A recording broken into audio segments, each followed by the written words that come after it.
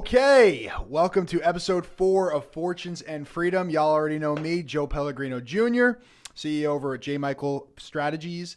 I've got with me, for the very first time on the show, my partner, Andrew Beach. It's good to be here. It's good to have you here, man. I mean, we've been talking about doing this for a long time.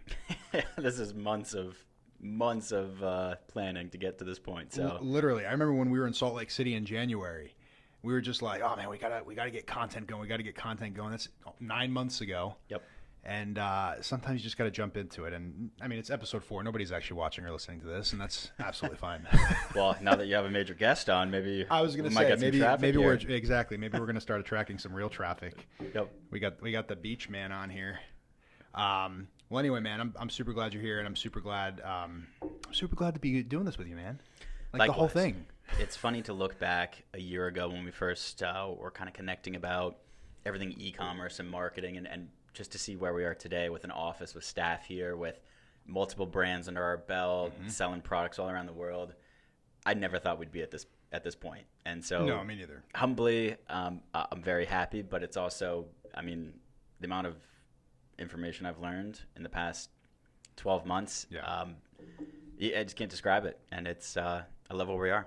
Yeah, it really is pretty unbelievable. I mean, you know, when you think of what we were doing, well, I mean, a year ago we weren't even working together yet. Yeah. A year ago was September 2020, and we didn't start working together until October. So I mean, within the span of a year, within the span of literally a calendar year, we've gone from a 1-man operation to a coming up on 7-man operation. Yep. Well, we can't really say man anymore if we're hiring a female. 6 plus 1 woman. So it really is pretty incredible, and it's incredible how that sort of took place. But before we get into all that, you know, on previous episodes, I've sort of gone into sort of my story and my career and all that. So why don't we talk a little bit about what you've done? Sure. You know, sort of what brought you up to the stage that you kind of joined the team as a founder, and go from there. Yeah. Wow. Where to start? All right. So originally, I grew up in the Northeast. Funny enough, a couple towns away from you in Jersey. Crazy. Small world. Like many people in New Jersey, I moved out when I got the chance at 18 and ended up going to college. Funny enough, that's where I met you, and you know, our friendship first began. But you know, backtracking, I actually studied entrepreneurship in college, which is kind of a strange track considering there's a lot that goes into entrepreneurship. And Palm Beach Atlantic had a pretty small program. But in high school, funny enough, my brother and I were big skateboarders and snowboarders. Mm-hmm. And we were not the wealthiest at that time, didn't have, you know, money to play around with. So we got frustrated because most ski gear and snowboard gear and skate gear is expensive. You buy the name brand, you're spending, you know, $500 on a jacket. And so we were just like, this is not good. We know so many, you know, snowboarders in our group that like they just go to, you know, Goodwill and find an extra large sweatshirt, and that's what they're wearing on the mountain for $6. And so funny enough, in high school, my brother and I actually started our first company. Mm-hmm. Failed miserably. Couldn't have gone worse. How old were you? You were my brother was 18 and I was 16 at the time. Okay. Yep. So we started a clothing company, not to be named. We'll save that for another day. And we started printing T-shirts in our garage. We had a pretty ghetto printer. We were heat pressing them onto shirts. And funny enough, we started out small with just our immediate friend group. And then, you know, randomly we get people, you know, emailing us, hey, can I order a shirt? And even though we did not succeed and you know, we wasted some money down the toilet, it really just got my mind thinking about small business. Mm-hmm. Now, my parents both have never owned a business. My dad came from the corporate world. My mom was a therapist working for somebody else for 20 years. And so it was a completely unknown area. And I think that excited me. It got me interested. I said, hey, this is cool. I'd like to build my own brand. And funny enough, when I first went down to college, my plan was actually to open up my own surf shop. I then, you know, after graduating, I still had that idea in, but at that time, the internet had changed things. If you remember in college, you know, Facebook came out. You had all these other, you know, cool platforms coming out, and something in the back of my mind said, hey, hold off on your retail store. Don't invest into that. Look for other avenues. Mm-hmm. And so funny enough, right out of school, I ended up not starting a business. I actually went to go work for an international franchise company called United Franchise Group. And I had a very unique role with them, and this kind of plays into entrepreneurship. I ended up getting hired to basically travel the world for a couple of years to help them open up business brokerage offices, which is not a very common thing. It's very similar to how real estate world works. How you find an agent, you list your house, and you sell it. Believe it or not, there's actually people that do that for businesses. And I'm talking small businesses all the way up to major companies, and that's more of a mergers and acquisitions field. And so I loved it. I got to go live in Australia for a while, travel the entire U.S., hit a bunch of other countries, and it taught me something really important about business, and that's financials. It's how to read a P&L, a balance sheet, how to value a company, how to recognize where your strengths are, because that's what we did as business brokers. I was helping people sell their businesses as well as working for corporate at that time. And I had a blast. I loved it. The negative to that was I was a 23-year-old kid in a 60-year-old man's game. And so people would look at me and go, why should I let you sell my baby, my business, when I could just go to a guy who's got salt and pepper gray hair, has been the CEO of all these companies, has sold multiple companies. So it's a tough industry to break into the barrier of. And ended up doing that for a couple of years, really enjoyed it. And then funny enough, I actually got asked to move to Southern California by the CEO of their partner company. And as a surfer growing up in New Jersey, surfing all year round with, a foot of snow on the ground and freezing temperatures in the wintertime when typically the waves get the best, I took the shot. And I said, absolutely, I'll move out. Moved to Newport Beach and ended up working for that company still for another year. And then funny enough, I was actually on a trip in Bali. I had taken a couple weeks vacation, and I saw these guys working remote, and it just inspired me to think of something new, to do something else. So for the next year, I actually started my own marketing consulting firm, kind of similar to what you were doing before I joined here. And it was going good. I wouldn't say it was great. It got me by, paid my bills. I learned a lot. I was doing a lot of LinkedIn marketing and Facebook marketing for people I'd actually sold businesses to, or people who had bought businesses from me in the Southern California market. And it was good, but as you know, it's tough to be a one-man team, especially in marketing for many reasons. Well, there's so many resources that you sort of have to tap into from a marketing perspective. There's only so much one person can do. Yeah, it's a tough game to be a one-man team on that. Yeah, my other fault was I didn't understand how to price myself properly. So, I was getting clients at $250 to $500 a month retainer and doing thousands of dollars of work for them. And so before I knew it, I kind of burnt myself out and just wasn't happy. At that point, I ended up getting a job and actually moved down to San Diego. Worked for a robotics company as their director of marketing for 2 years. And it was great. The company ended up failing and went under, and it's now been bought and rebranded, and it's completely different technology. But it taught me so much on how to manage a team. It was almost like a blessing in disguise coming from a one-man team and then getting, in a sense, unlimited resources to build a brand and to market this. And, we were spending, probably $100,000 a month at that point. So I got to work with bigger budgets, learn all these amazing tools out there for lead generation. And that just got me kind of reinvigorated into marketing. And so ended up leaving that company. And for the next year, I actually went into e-commerce. So funny enough, I had bought an electric skateboard from a company in China, which sounds sketchy as it is. Very. Well, not with what I know now, but yeah. And so the reason I bought it on Alibaba in China is because the main brands in the industry at that point, when electric skateboards were first coming out, were extremely expensive. They're called boosted boards. They've actually gone under since then, and the price point was like $1,000 to $1,500 for a board, and I just couldn't justify that to skate around on and have some fun with. Yeah. So I ended up finding this brand with actually a supplier with an unbranded brand, and I reached out to them, ordered one, and loved it.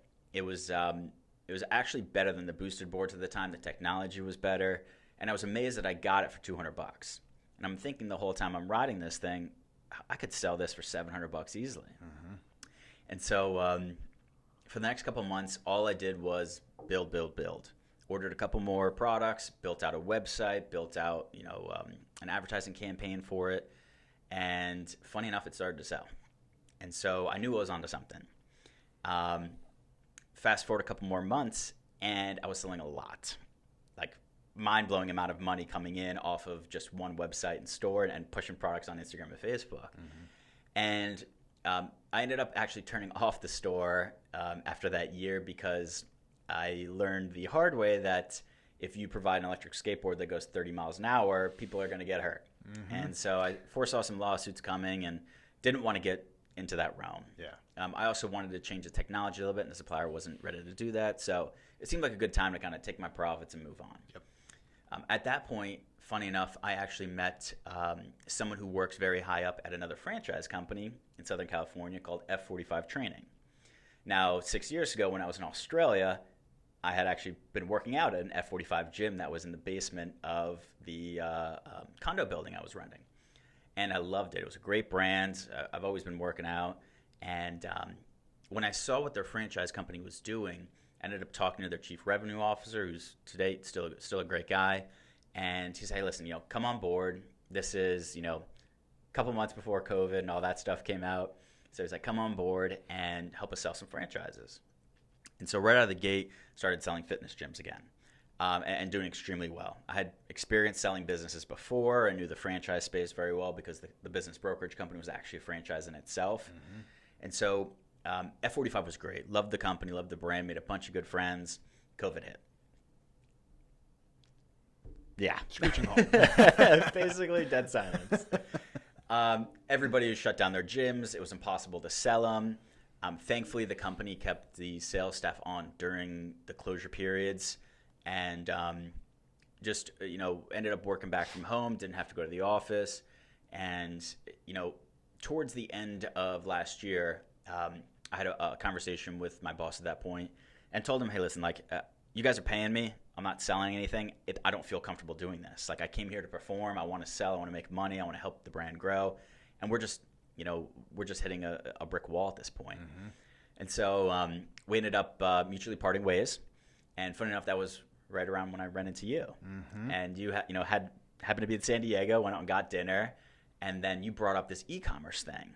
And I remember I was like, oh, I just finished an e-commerce thing with the skateboarding thing. Let's talk about that. And before you know it, we had already figured out products that we wanted to sell. We're looking into industries, and fast forward a couple more weeks, and at that point we had formed a partnership, a business partnership, and never looked back since. So, yeah, man, it is pretty crazy when we kind of think of how that goes, because I mean, we sort of always envisioned this e-commerce structure, but when we started off, that's not what it was, right? We were helping certain clients, because the way that it kind of played out for me was I first heard about this thing called ClickFunnels and this guy named Russell Brunson earlier that year, and I first caught on to the idea. I was looking more at info products and stuff like that. That was more what I felt was really going to drive things home.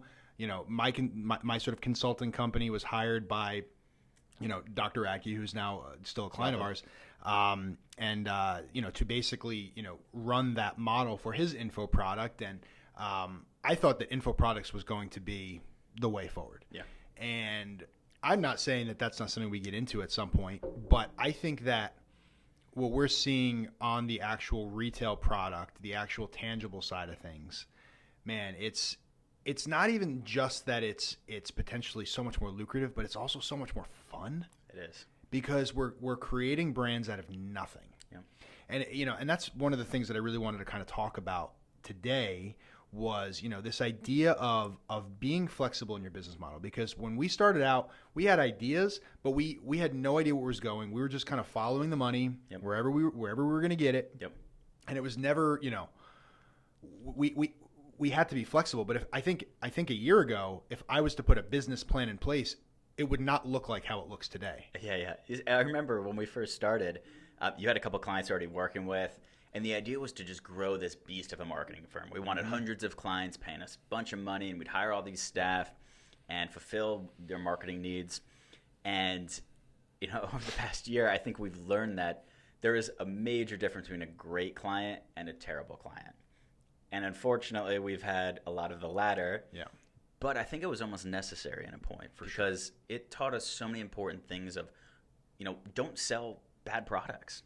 Stick to stuff that sells well, that people are in the market for. Don't overpromise marketing collaterals and things like that. And also to be wary of who you work with. For sure. The individual who we sign agreements with is the most important person.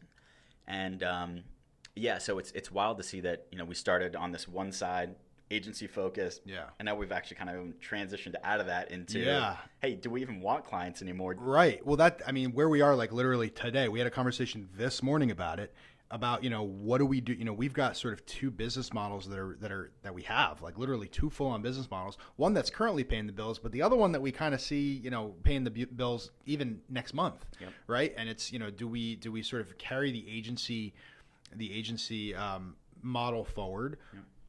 Do we carry the e-commerce forward, or do we try to do both? And I think we've sort of landed on we're going to try to do both. Yeah. But at the same time, we have to stay flexible in that, because if we start laying too many foundational bricks down to do both, and it becomes clear that that's not going to work out. Yeah. We need to be flexible enough that we can pivot into, okay, we're going full into the e-commerce. We're sort of, we're hanging on to our current clients. We're just kind of maintaining. We're not looking to grow that side of it. Yep.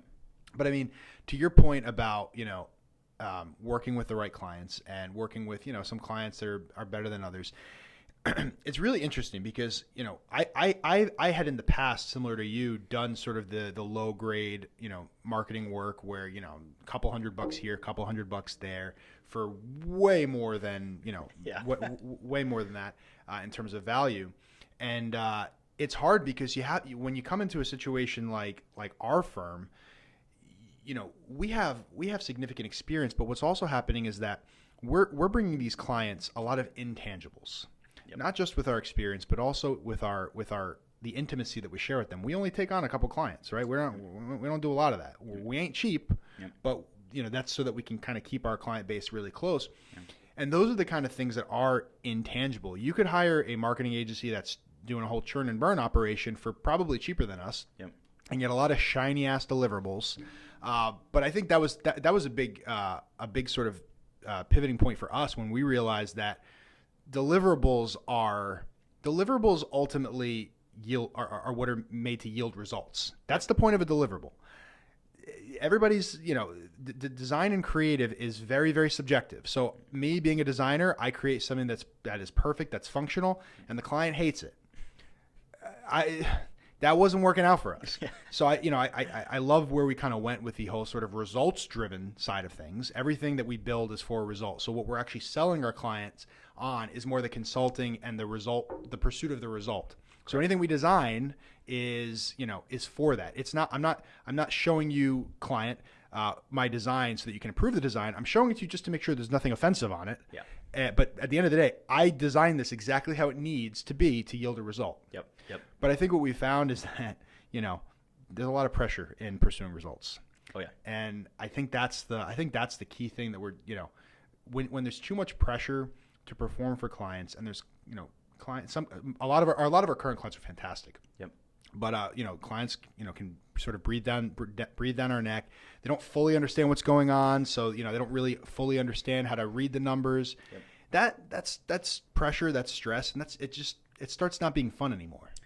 Yeah, and the problem, and this better than me, is everyone thinks that they're a marketer and designer today. Yep. And so they have all these ideas of what they think is going to work best, and it doesn't work at all. And so I think it's a battle of expectations is what it really is, because there's millions of marketing consultants out there. Everyone and their mother's a marketing consultant. Yeah. They have friends they work for, family, previous business connections, whatever it is.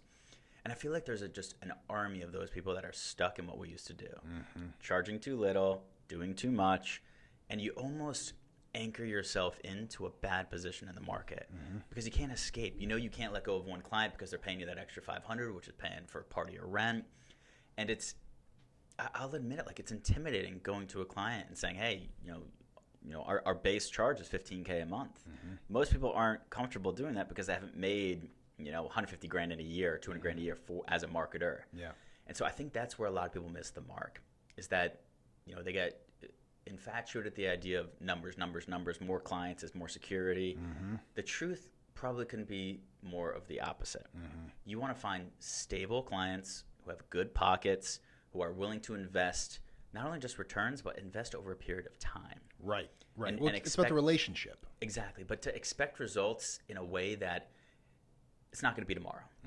You know, we could all day long call people and say, hey, we could triple your marketing, you know, ROI and all this.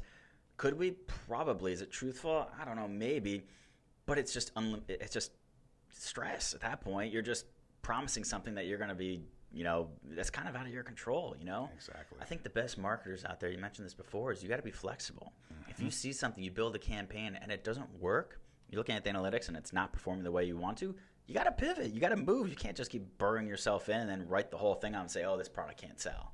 You got to adapt. You got to change and ultimately find what's going to work for you and that client. Yeah, I mean, I think pivoting is incredibly important, obviously from a business model perspective for us, but even from a client by client perspective, results by results. And I think that's also why we really got into the results, because the numbers, they don't lie, right? Yep. And so the numbers tell us exactly what we need to do. So, and that's what we say to our clients. Look, we have, you know, we are strategists and we can tell you what we believe. But those are hypotheses that are proved by the numbers. And what the numbers tell us is what we ultimately react to. Yep. So like you take Dr. Radke, for example. Yep. I mean, when we started with him, they were hell-bent on a webinar model. That was what they were doing. Yep. They were driving traffic to a webinar and ultimately using that to sell a fairly expensive product, a fairly high-ticket product. Yep.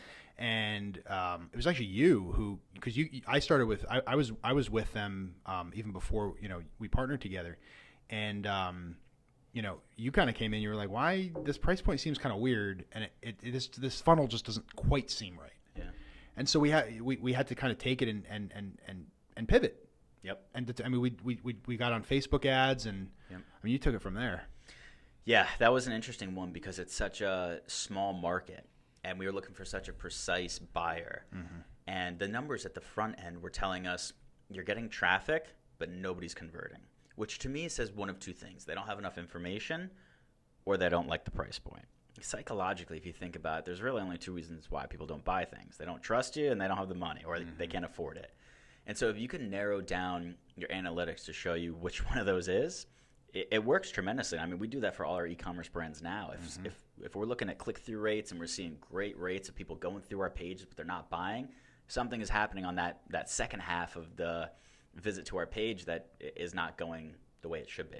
Exactly. And what we saw with Dr. Radke is that, you know, once we made a couple of minor adjustments, we sort of adjusted the price point. We adjusted the funnel overall to help build that trust, to help people to be comfortable with the price point. Yep. And ultimately, we built a model that was more of a free preview model rather than a webinar model. Yep. And what we're seeing, I mean, the other day we had our record-breaking sale day for him. I mean, every month has been not just better than the last, but like a lot better than the last. Yep. And we're following the scale model, but it took a while to get there. For sure. It took a minute to get there. And that's the thing that thankfully Dr. Radke and his partner Drew, they understand that. They understand the value of testing. They understand we're not going to hit it right from the get-go. Yep. It was super discouraging, to be honest with you, for me at the beginning. First couple of months were rough, for sure. We were really rough. I mean, we were not, you know, it just wasn't the best situation, but you know, we kept driving forward on that and kept, you know, kind of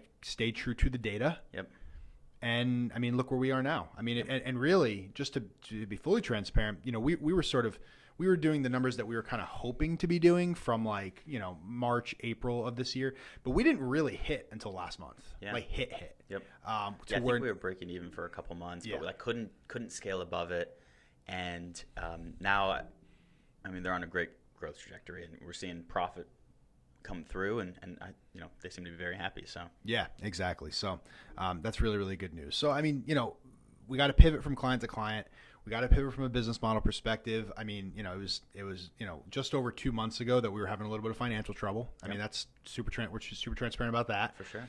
And at that point, we determined, listen, you know, we can't keep doing things the way that we're doing things. It's just not going to happen, right? Yep. And also, again, back to the whole not having fun thing. When you start losing the sort of spark, I think we're getting distracted by the wrong things. And what it ends up, you know, when we started talking about like let's just go balls to the wall on the Fortunes and Freedom program. Yep. Let's go balls to the wall on these e-commerce products. Get these guys, you know, creating stores, finding great products.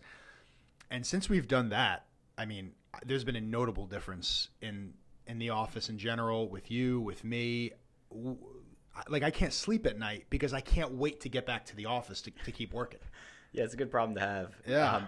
And I think that's what, the reason why, and the most successful people I've ever met in my life, and thankfully I've been blessed to meet some really cool ones. The first thing they'll always tell you if you're going into an industry is you got to have fun. Yep. Because if you don't have fun, it's work every day.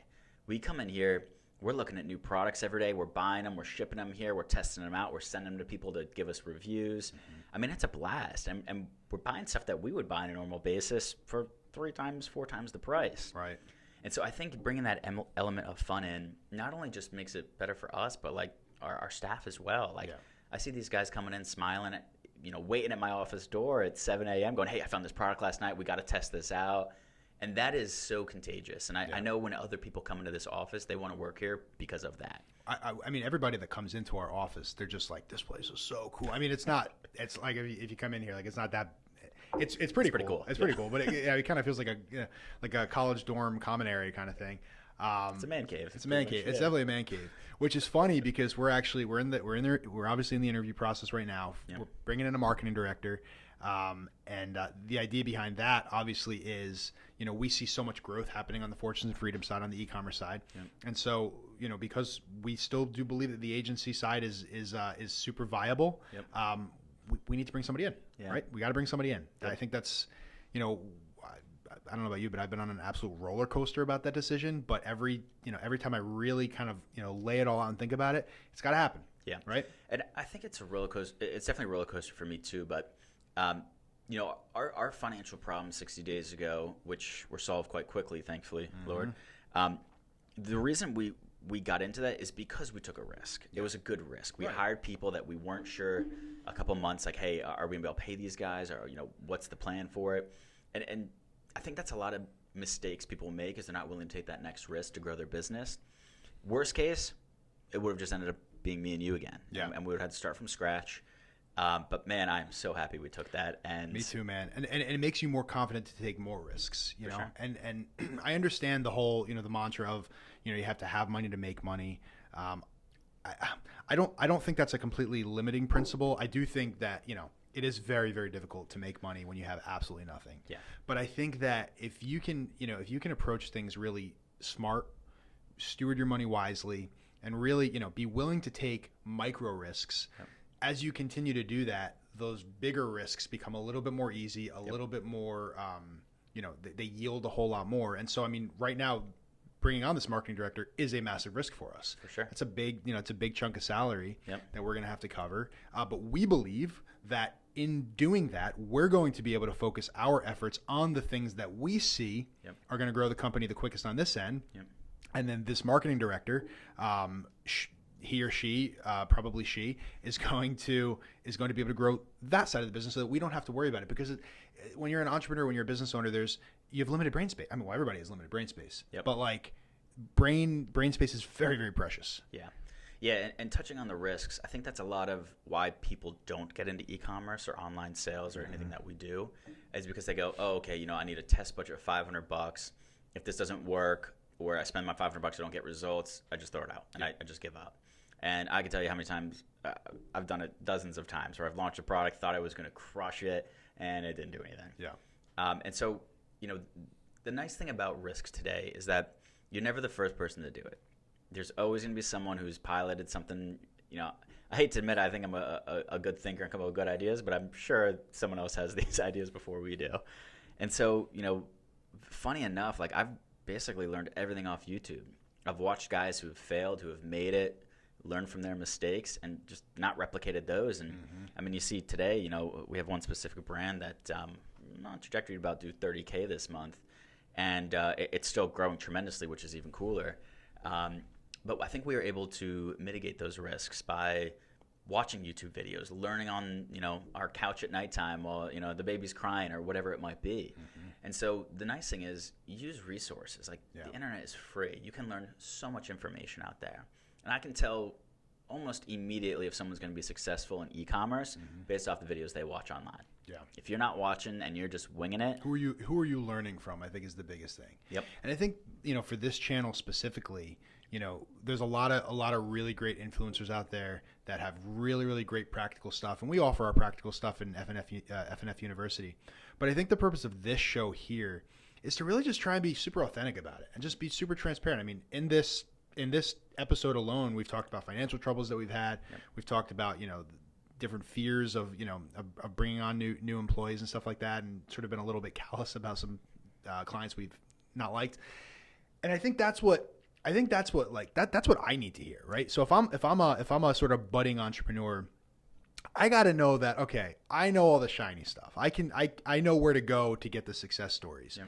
But I need to be grounded in reality as well. I mean, that's my whole shtick, is being grounded in reality. And I think that's what's really important about what we're doing here with this platform. Yep. Is, so that, hey, listen, you want to start running e-commerce stores? Well, listen, you need to be listening to, Ping Pong and whatever his name is, and all those, the Ping June is his name. I call him Ping Pong. And all these different other guys. You need to be getting that practical advice, but you also need to stay grounded, because it's very, very easy to watch those things and think, oh, fantastic, I'm going to sink the $5,000 my grandma just gave me tomorrow into this store. Yep. And it crashes and burns. You gotta be smart and realistic and really think about it. Yeah, for sure. And that's I think the best advice I ever got when I started my marketing consulting company in Newport was like, be financially sound. Figure out what it's going to cost you to get there. Figure out what the cutoff date is. If you're not making money by then, cap it, and just move on to the next thing. And it's funny, because being brought back to reality in the e-commerce world is such an ironic thing, because you have random products that will just sell tens of thousands of dollars, and you'll be like, this doesn't even make sense. How did I even get this? Like, who's buying this with thousands of buyers? Like, where are they coming from? Mm-hmm. And so it's an irony that, on one side it is, no success at all, no results. Mm-hmm. But the truth is, if you stick with it and you look for the right products and you put the effort in, like, you will get a winning product. Yes. And the types of returns that you can get on those things, absolutely incredible. Yeah. And that's not real to me still. Some of the sales we see and what people are willing to spend off seeing one Instagram ad is mind blowing. So you just got to keep going until you figure it out, Absolutely. And one of the points that you're making about, say being a kid or being someone with not a lot of funds, and it's intimidating to get into, the business ownership world in general, but specifically e-commerce, because there's a little bit of investment that you do have to put into it. Yep. And that's, I think, why we created the Fortunes and Freedom e-commerce program. Yep. That's why we did that, because we bring in guys that have a lot of know-how and have a lot of really, really great skills. I mean, Aiden, for example, he's been on here before. He's got a couple episodes of his own. Yep. And he's an absolute savant. Does he have thousands and thousands of dollars to be sending paying for inventory and bringing paying for ads and all that? No. So we partner with him, right? Yep. And we're able to sort of pour into him. We're able to we're even able to learn from him with some things as he's able to learn from us. For sure. And I think that program is really, really powerful. And so if anybody's listening and is interested in that program, I recommend you send us an email, ff@jmichaelconsult.com. We're always looking for, guys that have a set of skills, maybe don't have a budget, that want to kind of get in on this and learn from us for free in exchange for a partnership. Yep. And man, it's a really lucrative opportunity for everybody involved. For sure. I mean, funny enough, when I told my parents I was quitting my job and going to work for myself, they cried. Mm-hmm. My mom told me, you're leaving a high-paying job. You're crazy. Like, why would you go do this? And it's for the freedom. It's for the money as well. But I think a lot of people don't have that person to help them make that leap. Yeah. And I think that's the purpose of Fortunes and Freedom, is not only us making money, but to be able to bring in someone off the street who has a great idea or find a really cool product and they want to take the lead on it. Mm-hmm. We'll take the risk for you. Yeah, there's a partnership and we're going to split revenue, but like, come in and wing it. Try to go for it. We're going to help you as much as we can, because we know that if you can find one product and build a store, you can find another one as well. Mm-hmm. And that's what's crazy about the e-commerce world now is, 150 million products on AliExpress I saw the other day.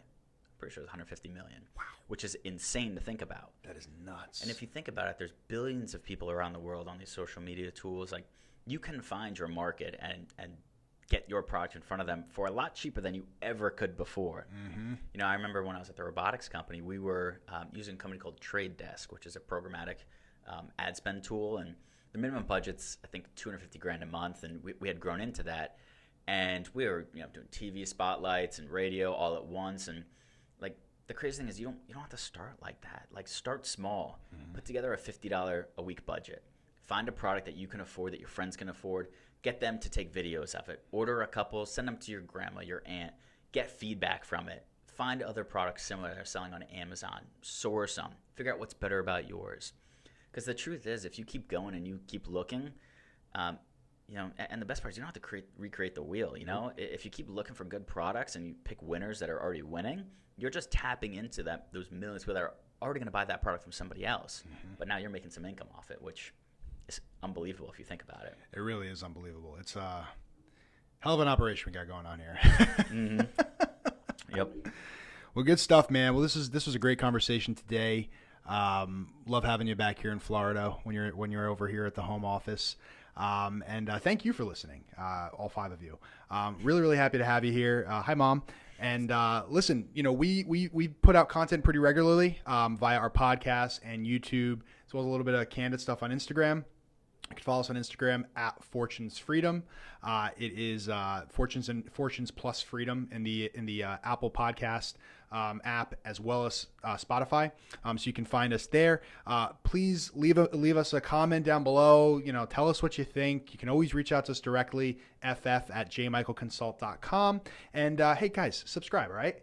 Smash that subscribe button, as they say, and turn on the little notifications tab so that you can get notified anytime we have a video. So Andrew, thanks, man. You got it. We're going to have to do a couple more of these episodes together. We will, I'm sure. All right. We'll see y'all. See ya.